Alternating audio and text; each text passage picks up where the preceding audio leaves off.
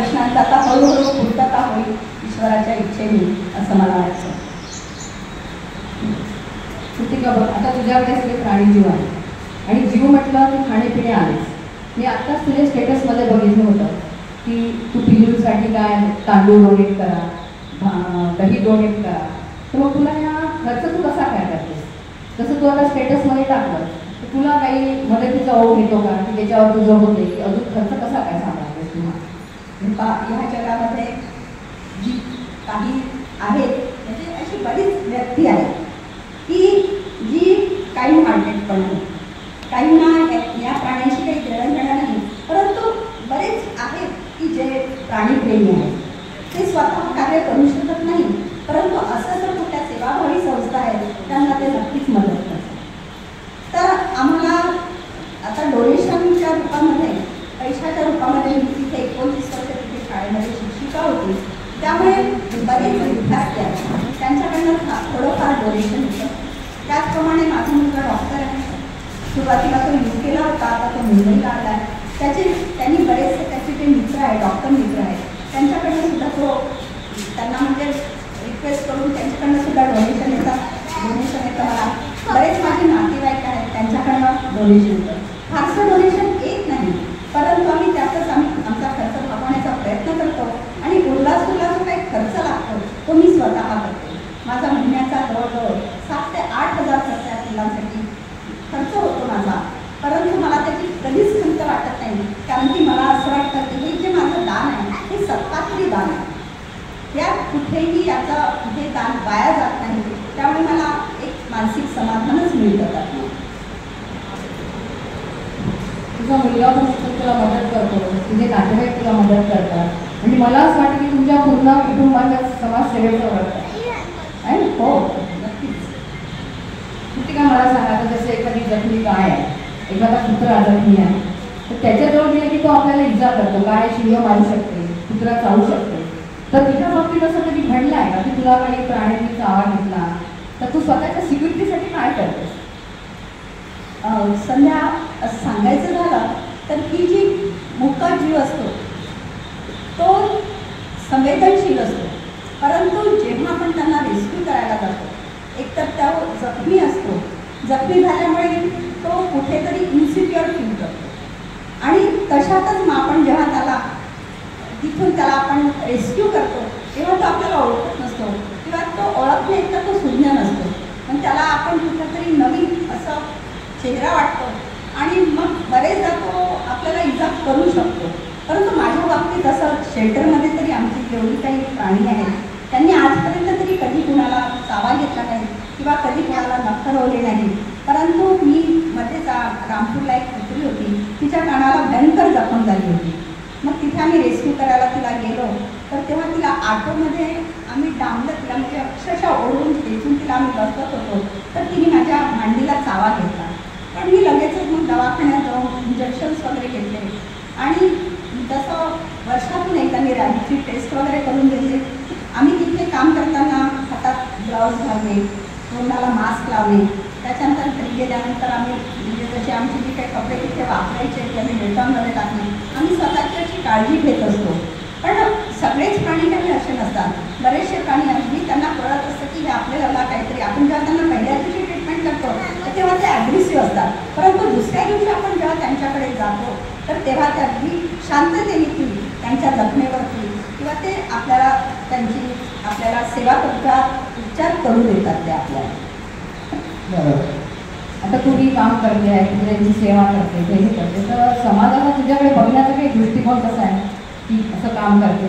जसं का आम्ही कावलीमध्ये राहतो, माझ्या घरासमोर कुठं आहे, तर ती समोरची त्यांना रोज पोळी द्यायची, तर आम्ही रोज चिडायचं, ह्या पोळी देतात म्हणून हा इथे येते, मग कोणी बाजूची त्याच्या अंगात गरम पाणी टाकायचे, हे करायचे. तर समाजाचा दृष्टिकोन कसा आहे की तू यांना मदत करतेस? तुला काय अनुभव आला आहे?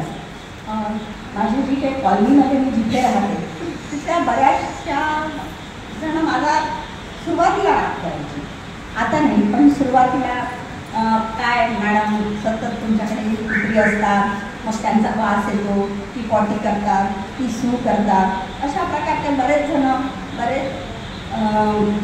जण आम्हाला म्हणजे असे तिरस्काराच्या दृष्टीने बघायचे.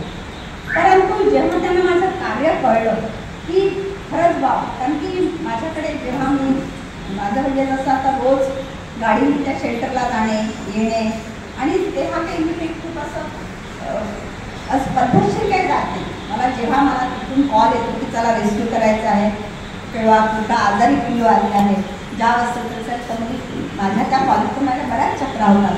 बरेचदा मला शेल्टरला जावं लागतं.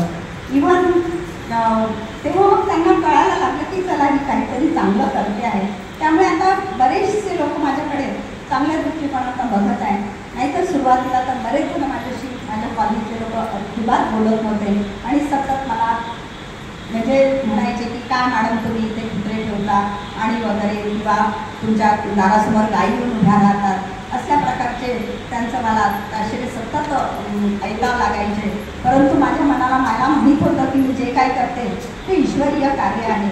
मी लोकांच्याकडे लक्ष न देता मी माझं कार्य सतत चालू ठेवलं होतं. आणि कारण की इथे जी काय आम्ही सगळ्याच महिला काम करणार आहोत त्याच्यामुळे तांदूळ आणणे किंवा गायींसाठी वैरण आणणे त्याच्यानंतर रेस्क्यू करणे ही सगळी कामे आम्हालाच करावी लागतात.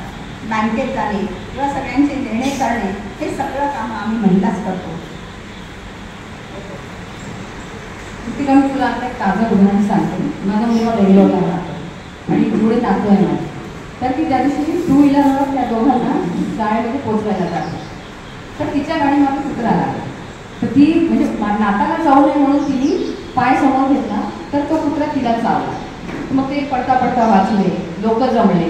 तर असं पुष्कळ होतं की आपण 2 व्हीलरवर जातो, 4 व्हीलरवर जातो तर आपल्या गाडीमागे कुत्रे लागतात. कित्येक जणांचे ॲक्सिडेंट झाले आहेत. आता आमच्या नातल्या गावामध्ये एकाचा जीवसुद्धा गेलेला आहे. तर तुझ्या प्राण्यांच्या बाबतीत असं कोणाची कंप्लेंट तुला आली आहे का? तुमच्या पुत्रांनी आम्हाला असं केलं, आमच्या गाडीच्या मागे धावले की मुलांना चावला, असं कधी तुझ्या प्राण्यांच्या बाबतीत असा तुला काही अनुभव आला आहे? अजिबात नाही. कारण की ती कुत्री इतकी माणसाळलेली आहे की त्यांना माणसांचा सहवास हवा असतो, त्यांना कुटुंब हवं असतं, त्यांना प्रेम हवं असतं, त्यांना जिव्हाळा हवा असतो. आणि त्यांची आपण घरी असताना आपण दिवसातून 3दा तरी आपण जेवतो. सकाळचा नाश्ता असतो, दुपारचं जेवण असतं, रात्रीचं. पण त्यांनी आज ते जेवल्यानंतर उद्या त्यांना जेवण मिळेल की नाही याची शाश्वती नसते. अशातच बरेचदा काय होतं की बरेच जी टार्गेट मुलं असतात की त्यांच्या 2 जोड्यांनी गाड्या नेली किंवा त्यांना दगडने मागे, बरेचदा त्यांच्यावर गरम पाणी फेकल्या जातं, बरेचदा त्यांना टॉर्चर केल्या जातं. एखादा कुत्रा खूप लांब जरी असेल आणि तिथे जरी तो पॉटी करत असेल तरी आपण त्याला अगदी तिरस्काराने आपण त्याला हाकलून देतो. कुठे जाणार नाही? आपल्याला राहायला घर आहे, आपल्याला राहायला मोठे मोठे बंगले आहेत. त्यांच्यासाठी थोडी ना शासनाने म्हणजे जशी काही स्वच्छतागृह त्यांच्यासाठी बांधून दिली आहे. कुठे जाणार? हां ठीक आहे तुम्ही त्यांना हाकला, परंतु त्यांना शारीरिक इजा होणार नाही अशा प्रकारचं तुम्ही करा किंवा त्यांना अंगावर गार पाणी टाका, परंतु त्यांना शारीरिक इजा करू नका असं मला वाटतं. आणि बरेचदा काय होतं की ती बघा तुम्ही लक्ष द्या की ती कुत्री कोणावर भुंकतात तर जास्तीत जास्त तोंडाला काही बांधलेली असेल किंवा जी कामगार लोक असेल तर त्यांच्यावर म्हणजे त्यांना तो एक नवखा असा व्यक्ती वाटतो आणि ती त्यांच्यावरती भुंकतात. आणि गाड्यांमध्ये बरेचदा आता माझ्याच घरची एक स्ट्रीट डॉग आहे, राणी नाव आहे. तर तिला मी जवळजवळ 4 वर्षापूर्वी तिला रेस्क्यू केला. आमच्या ती कॉलनीमध्येच राहत होती. रोज मी तिला पोळी द्यायची आणि अशातच मग तिला पिल्लं झाली. आणि तुम्हाला सांगू इच्छिते जेव्हा मी तिला एका घरी एक जणांनी तिला ॲडॉप्ट केलं की तिथे 2 दिवस राहील, पण 2 दिवस तिने अंडाला तोंड लावलं. आणि जेव्हा त्यांनी तिला माझ्या घरासमोर आणून सोडलं तर ती अक्षरशः आनंदाने उड्या मारत मारत मी दिलेली पोळी खाल्ली. परंतु मला माहीत नव्हतं की ती प्रेग्नंट आहे. त्यानंतर तिला पिल्लं झाली आणि तिची पिल्लं अतिशय सुंदर अशी पिल्लं होती. तर 2 मुलांनी ती पिल्लं गाडीवरती उचलून नेली आणि त्यानंतर ती प्रत्येक गाडीच्या मागे ती धावायला लागली. मग अशातच त्या कॉलनीतल्या लोकांनी मला सांगितलं की मॅडम तिचं काहीतरी करा, नाही ते आम्ही हिला दंडात घेऊन सोडू. मग लगेचच मी तिला संध्याकाळची वेळ होती तेव्हा मी तिला म्हटलं राहिलं आहे की आपल्या अंगणामध्ये, म्हणून मी तिला अंगणात काही दिवस ठेवलं. नंतर मग पावसाळा आला, मग ती आमच्या पोर्चमध्ये आली आणि आज ती आमच्या घरामध्ये वास्तव्य करते आहे. आणि आज तिला कोणीही म्हणतात की ब्रीड डॉग आहे का? जेव्हा तिचं खाणं पिणं सगळ्या गोष्टी तिच्या व्यवस्थित झाल्या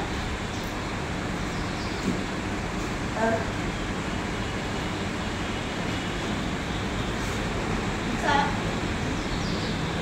खाली बघ. बोलत